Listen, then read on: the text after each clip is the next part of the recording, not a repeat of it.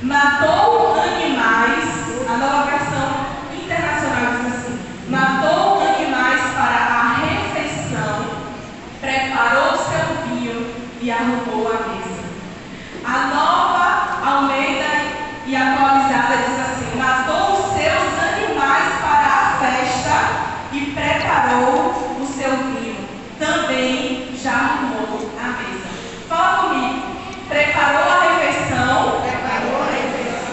Preparou o vinho. E arrumou a mesa. De novo, preparou a refeição. Preparou o vinho. E arrumou a mesa. Quando eu leio esse versículo, queridos, só me remete a um dia que ficou marcado na história da humanidade, de tal forma que até Leonardo da Vinci decidiu desenhar um quadro a respeito. Eu estou falando de quê? A última ceia, isso mesmo. Vamos abrir nossa Bíblia lá em Marcos 14? Vou fazer você passear na Bíblia hoje, viu? Se você não tem hábito na Bíblia, socorro. Marcos 14.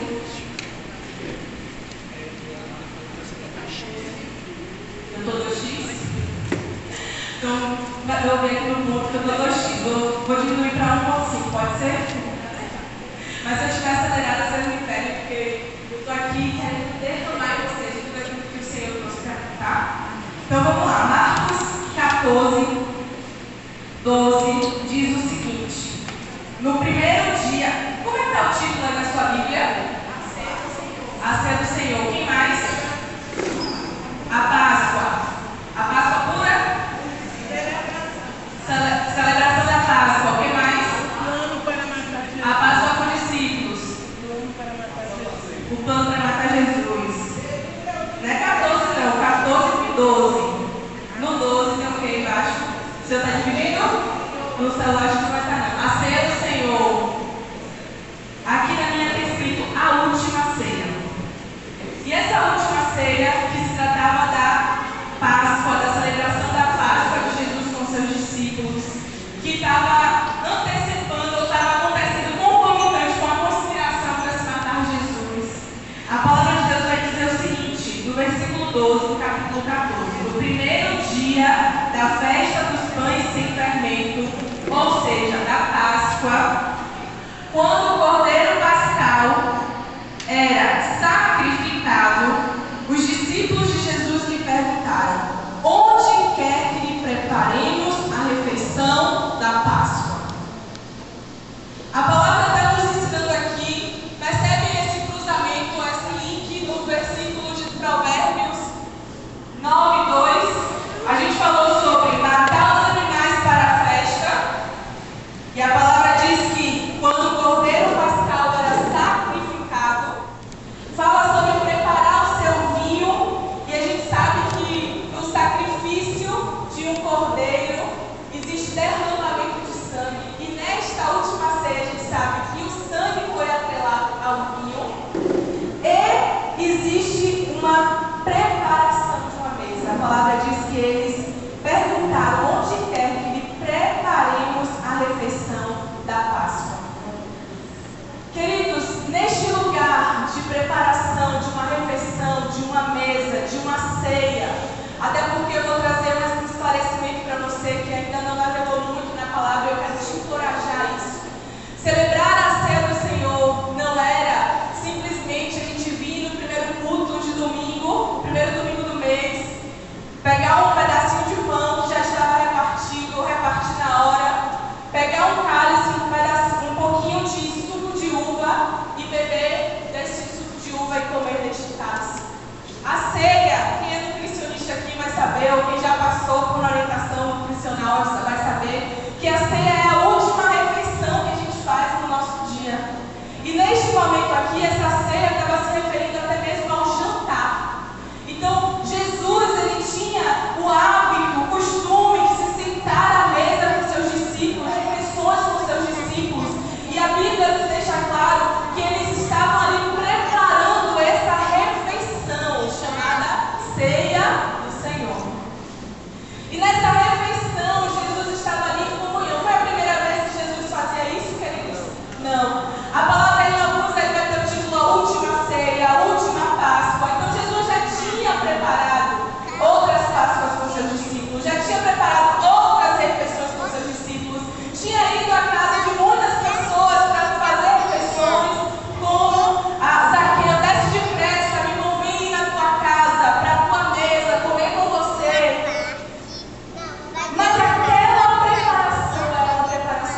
especial. Se tratava do último momento com seus discípulos.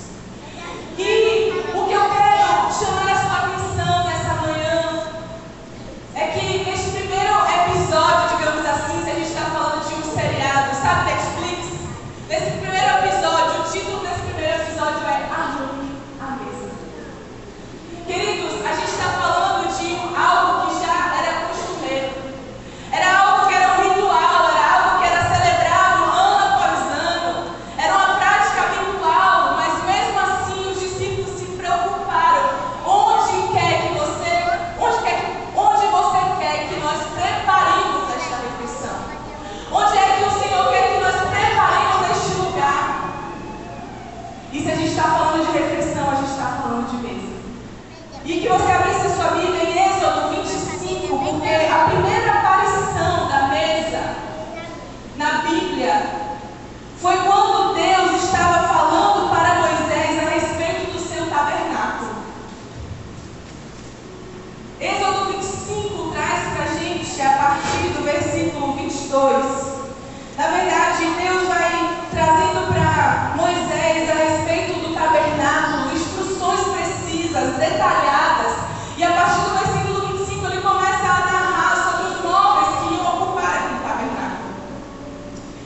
E quando a gente vai ver aqui, queridos, não se trata apenas de uma instrução para a construção de um lugar para ser adorado. Deus estava marcando um tempo, um marco de diferença de como ele, uma transformação de como ele se manifestava e como ele se relacionava com as pessoas.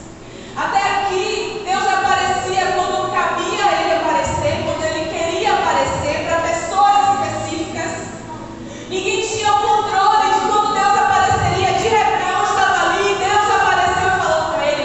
De repente, Moisés estava ali, Deus mandou ele subir. Eu quero aparecer e falar com você.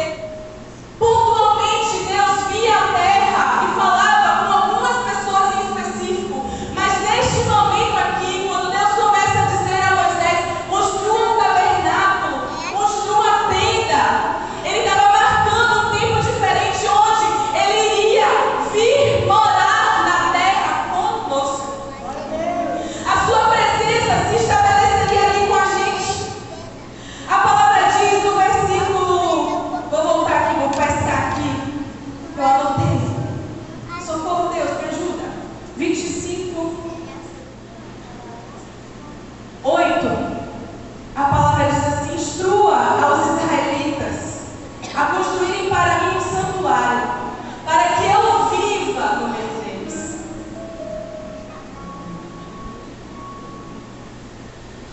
A instrução de Deus é muito clara, queridos. O desejo dele naquele momento era começar. Sabe quando a palavra nos diz assim: olha, tem águas que dão nos tornozelos, olha, tem águas que dão nos joelhos, olha, tem águas que dão nos ombros, tem águas que vão cobrir os nossos ombros, e aí só nos resta nadar, mergulhar. Deus estava fazendo isso. Já há não sei quantos anos depois, a gente pode perceber, né?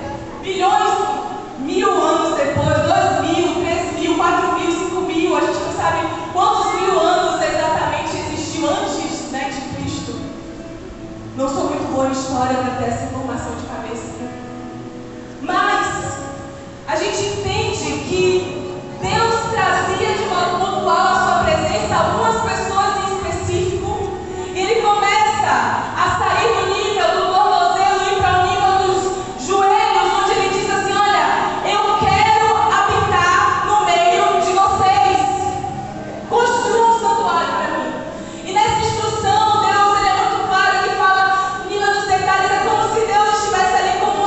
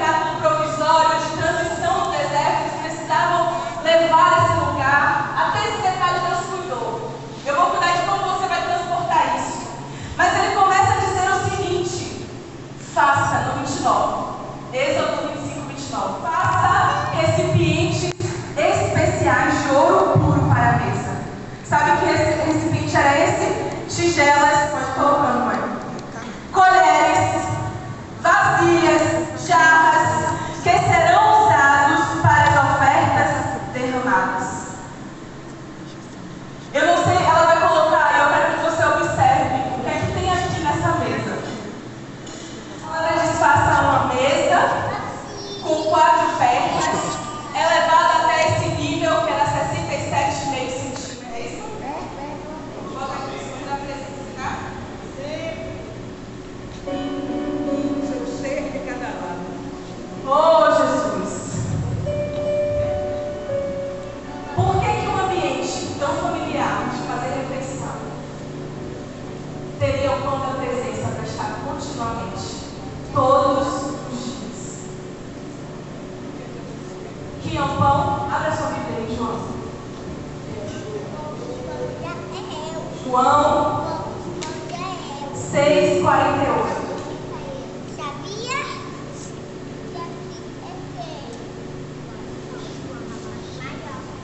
Eu queria que alguém que achou, lesse com veemência para toda a nossa congregação ouvir. João 6,48.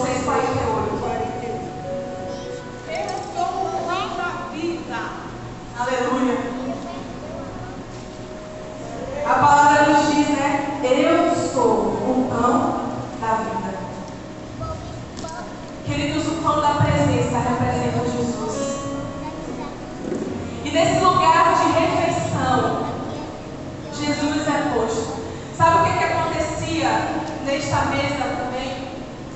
O cordeiro era sacrificado nesse lugar. Sabe por que existia bacias? Porque o sangue do cordeiro precisava ser derramado. E quando a gente volta para Provérbios 9:2, a gente ouve: olha, os animais foram sacrificados, foram matados para a refeição. Foi preparado o vinho, o sangue foi derramado. E foi arrumado a mesa. Arrumado. Diante da gente, queridos, essa é a verdadeira ceia. Não é você pegar esse copinho de suco de uva e nem pegar esse pedacinho de pão. Diante da presença, a gente precisa todos os dias. A palavra não tem coragem, sabe por quê? Depois que Jesus fez tudo o que a gente sabe que ele fez, ele repartiu o pão, ele ensinou que o pão era o corpo, ele repartiu o cálice de vinho e ele ensinou o que era. Ele disse: aqui é o meu sangue que eu vou derramar por vocês. Ele disse assim: façam isso em memória de mim, de domingo a domingo. Façam isso em memória de mim no primeiro culto de domingo do mês. Foi assim? Não. Vamos lá, Lucas? Abra aí sua Bíblia em Lucas 22.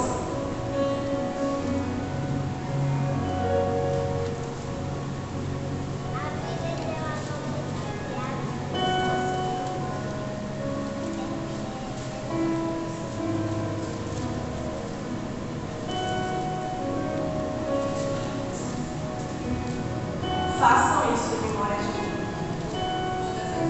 Vocês amam. Glória a Deus. E aí, Lucas 22:7. Vai ser a versão de Lucas. A gente começou com a versão de Marcos, não foi? Agora a gente vai vir para a versão de Lucas, porque tem detalhes específicos que nos ajudam a entender por que a mesa. Porque a ceia é lugar da mesa. Porque mesa é lugar de ceia. Porque a ceia é para ser feita em uma mesa. E vai resgatar esse princípio de êxodo na nossa vida. A palavra diz assim: chegou o dia da festa dos pães sem fermento, quando o cordeiro pascal era sacrificado. Deixa eu fazer uma parênteses aqui. A festa dos pães sem fermento marcava a festa da Páscoa. Porque lá em Êxodo 12, eu vou deixar de lição de casa, tá? Êxodo 12, você vai ver a primeira Páscoa.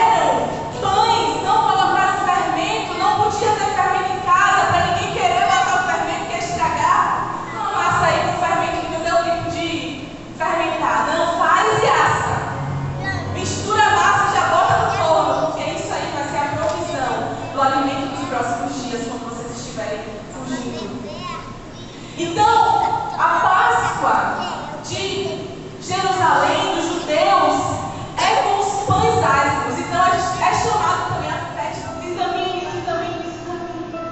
E eu me examinava e eu disse assim: será mesmo que a tua presença vai me fazer? Será mesmo que eu tenho prazer na tua presença? Porque quando eu estou aflita, eu vou para outro lugar.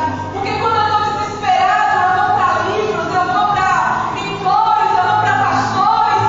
Será que mesmo assim esse é o meu prazer? Porque eu só lembro de a tua presença quando alguma coisa, algum problema bate na minha porta. Quando eu não vejo mais saída. Será mesmo que a presença de Deus tem sido o nosso prazer, queridos? É preciso arrumar a mesa. O Senhor não merece um encontro de qualquer jeito. É preciso arrumar a mesa. Como assim, pastor? É você preparar o seu altar, o seu lugar aqui dentro. É você vir com uma expectativa. Eu vou lá me relacionar com Deus. Eu vou lá buscar mais de Deus. Mas mais do que isso, queridos, era algo que eles faziam. Era algo que era habitual. Às vezes eu e você no nosso devocional, se é que ainda fazemos devocional. E quando fazemos às pressas, porque acordamos atrasados em cima do horário e a gente não pode se dialogar. Às vezes a presença está tão gostosa, mas a gente não. O ônibus vai passar para horário, eu posso me perder de tomar banho. Fazemos de qualquer jeito. Não preparamos, não perguntamos a Ele aonde quer que o Senhor quer que eu prepare essa refeição, que eu prepare esse encontro, que eu prepare esse momento. Abrimos a Bíblia de qualquer jeito, esse versículo vai ser o versículo do meu dia. Vejam aí, vem o rei dos reis, o Senhor vai trazer um rei sobre a minha vida. Essa é a palavra da semana. E aí não organizamos, não dedicamos tempo para essa Bíblia. Não dedicamos tempo para orar, mas queremos as mãos de Deus fazendo A, B, C e D na nossa vida. E desprezamos a sua presença. A presença dele é o nosso prazer mesmo, queridos. Eu estou me examinando, eu estou falando aqui com vocês, mas primeiro corta aqui dentro de mim. E eu olho para o Senhor, tenha misericórdia da minha vida. Me faça amar a sua presença. Me faça ter prazer na sua presença. Não é prazer no alívio que eu vou ter, na angústia que eu estou tendo quando eu vou buscar a sua presença. Não é prazer na cura que eu vou ter quando eu busco a sua presença. Entende, amados? É um prazer puramente pela presença. Porque se ele não curar, se ele não libertar, se ele não abrir a porta do emprego, se ele não fizer você prosperar, se ele não fizer nada, a tua presença me basta. Não é isso que a gente está explicando aqui agora? Nós precisamos aprumar a nossa vida a essa verdade. Eu sei que em mim vão criar esse desejo. Mas desejo, querido, sem ação é ilusão. É devaneio. Desejar, querer, como eu quero. Você sabia que não entra no céu quem só desejou a presença? Sabia disso? Sabia que não entra no céu quem disse: não, vou organizar. Eu vou planejar, semana que vem eu vou acordar cedo, segunda-feira. Aí eu começo segunda, começo terça, aí quarta, eu já acordo um pouco mais tarde. Aí quando chegar no domingo, eu me esqueci até mesmo do que eu vou para o Senhor. O Senhor tem que ter misericórdia de você. Eu me incluo nesse pacote. Mas o Senhor está nos chamando ao pão da presença todos os dias. O Senhor está nos chamando a um lugar na mesa para mim e para você diante dele. Seja, querido, em relacionamento com os nossos familiares, com os nossos amigos ou a sós, preparem um momento à mesa. Ele pergunta onde? Onde, Senhor? O Senhor quer que a gente prepare. Ele diz assim, olha, no versículo 10, no versículo 10, finalzinho, na casa onde ele entrar. Lá em Jerusalém, vai ter um rapaz com uma vasilha de água. Na casa onde ele entrar. Que lugar é esse? Na casa. Às vezes, queridos, a gente quer ter a presença de Deus somente aqui, nesse tabernáculo. Nós queremos nos alimentar dessa refeição chamada pão da presença, pão da vida, Jesus Cristo na casa dele. Aqui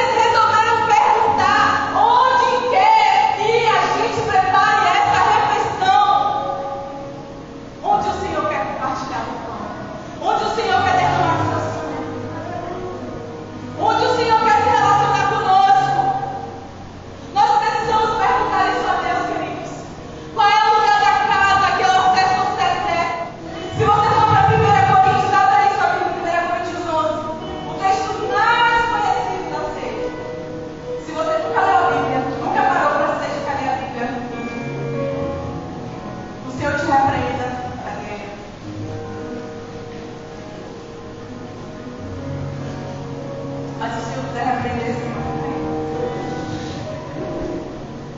Se você nunca leu a Bíblia, você já ouviu essa pessoa. Se você costuma frequentar a igreja, e principalmente no momento de ser, você já ouviu isso. Você já ouviu esse momento em que a gente é instruído a, então coma do pão, beba da carne, examine-se o homem, coisa assim mesmo. A gente já ouviu, mas eu quero trazer essa história aqui, essa situação, esse acontecimento por outra ótica. O pastor Jonas até já tocou nessa tecla aqui, recentemente. No versículo 1 Coríntios 11, versículo 20 a 22, vai dizer o seguinte: quando vocês se reúnem, não estão interessados de fato na ceia do Senhor. Alguns de vocês se apressam em comer a própria refeição. Está vendo aí que era uma refeição, a ceia do Senhor? Como resultado, alguns passam fome, enquanto outros ficam embriagados. Será que vocês não têm casa onde comer e beber? Ou querem mesmo envergonhar a igreja de Deus e humilhar os pobres? Que devo dizer? Querem que eu os elogie? Certamente não os elogiarei por isso. E se você for completar, o 34 ele vai dizer: se estiverem com fome, comam aonde? Pode falar bem alto. A fim de não trazer julgamento sobre si mesmo ao se reunirem.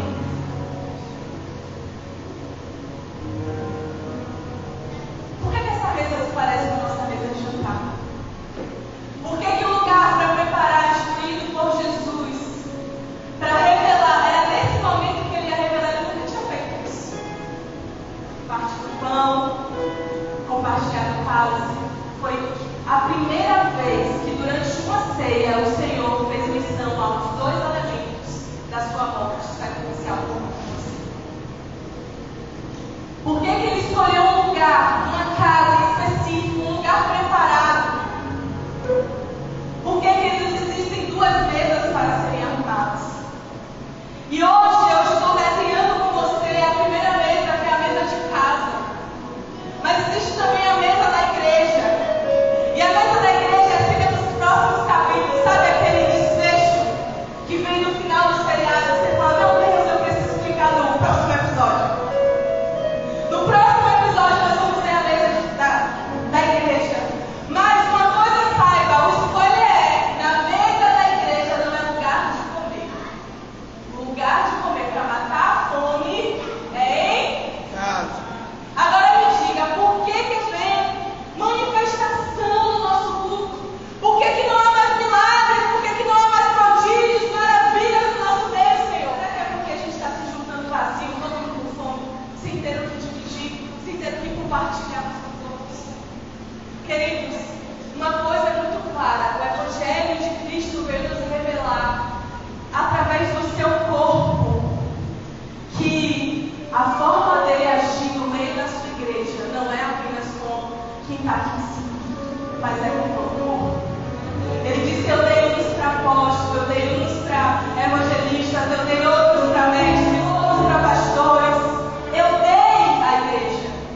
Cada um de nós temos um papel específico para que a presença de Deus esteja na mesa da igreja. Mas para isso existir, eu preciso ir para a mesa de casa. Estar diante do pão da presença, do pão da vida, recebendo, alimentando-se, matando minha fome aqui. Só que eu e você, a gente não faz nosso tempo devocional outra semana e a gente quer celebrar e receber uma palavra, uma direção, ter a vida transformada aqui na mesa da igreja. E quando ele diz é casa, é no secreto, é nesse lugar que eu quero ter uma intimidade com você, nesse lugar que eu quero te trazer palavras específicas, palavras rimas, não que não aconteça na igreja. Vocês entendem? Mas o lugar de matar a fome é onde? O lugar de compartilhar de uma refeição é na mesa da igreja. A gente vai comer, mas não para matar a fome, porque a gente vai comer para matar a fome em casa. Aí, a sua mesa. Você não precisa vir à igreja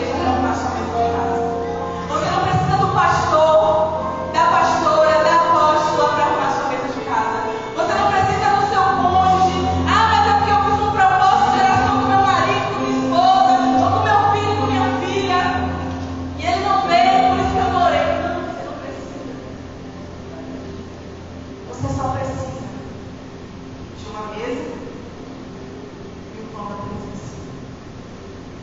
Uma mesa e o pão da presença. Você tem isso em casa. E ainda que você não tenha uma mesa física, queridos, no dia que questionaram a Jesus que lugar físico que é para se adorar, o verdadeiro lugar para se adorar, ele respondeu: existe um lugar. Que lugar é esse? Você sabe o que ele respondeu? Aqueles que adoram em espírito e verdade. Esse lugar é o nosso Senhor. Esse lugar é o nosso coração diante dele. Arrume essa mesa todos os dias da sua vida. O pão da presença precisa ser posto à mesa todos os dias da nossa vida. Tem que ter presença diante desse altar todo dia da nossa vida. Não é porque o pastor me instruiu, porque não me disseram que eu tinha que fazer devocional, porque não me disseram que eu tinha que ler a Bíblia. Eu não sei ler a Bíblia. Ponha diante da mesa o pão da presença todos os dias da sua vida. Diga: Pai, eu não sei, Pai, eu não entendo, mas me revela. Vai buscar as suas experiências com Ele, querido. Sabe quando a igreja é edificada? Quando eu compartilho as minhas experiências de vida com você. Quando você compartilha as suas experiências de vida com Deus, comigo.